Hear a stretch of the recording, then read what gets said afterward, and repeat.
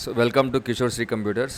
ఇవాళ general topic అందరికి ఉపయోగపడేది మెయిల్స్, ఎంఏఐఎల్ మెయిల్ గురించి మాట్లాడుతున్నాను. సపోజ్ ఫర్ ఎగ్జాంపుల్ ఒక 10 days బ్యాక్ ఎవరో ఒక ఇంపార్టెంట్ సర్టిఫికేట్ ఒకటి పంపించారు, అది మెయిల్లో ఉంటుంది. దాని తర్వాత మన ఇంట్లో ఉన్న ఫోటో ఒకటి సేవ్ చేసుకుంటాం మెయిల్లో. ఒక 1 year తర్వాత, 10 days తర్వాత, ఒక 20 days తర్వాత మనకు అది కావాలంటే వెతుక్కుంటూ ఉంటాం. అలా కాకుండా మొబైల్ ఫోన్లో మనం ఎలాగైతే స్పెషల్గా ఒక ఫోల్డర్ పెట్టుకుంటామో, ఇక్కడ కూడా మనం ఫోల్డర్స్ లాంటివి క్రియేట్ చేసుకొని మనం అవన్నీ స్పెషల్గా పెట్టుకోవచ్చు. అది ఎలాగో ఒకసారి చూడండి. ఫర్ ఎగ్జాంపుల్ ఇక్కడ ఈ కంపోజ్ అనే వాటికి అన్నిటి కింద లేబుల్స్ అనే టాపిక్ ఉంది. ఈ లేబుల్స్ ఎదురుగా ప్లస్ అని క్లిక్ చేసిన తర్వాత మనకి ఇక్కడ ఒక ఫోల్డర్ రాయొచ్చు. ఫర్ ఎగ్జాంపుల్ టాపిక్ని బట్టి, ఫర్ ఎగ్జాంపుల్ నేను ఏం రాసంటే ఫ్యామిలీ ఫొటోస్ అని పేరు పెట్టాను అనుకుందాం.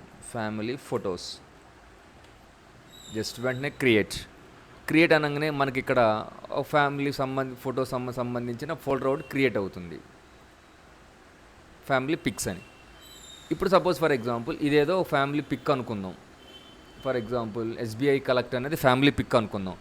ఇప్పుడు ఈ మెయిల్ని మనం పొరపాటు అనుకోకుండా డిలీట్ చేస్తామేమో అని, ఇది ఇంపార్టెంట్ కాబట్టి దీన్ని ఈ ఫ్యామిలీ పిక్స్ అనే దాంట్లో సేవ్ చేద్దాం అనుకున్నాం, మూవ్ చేద్దామని.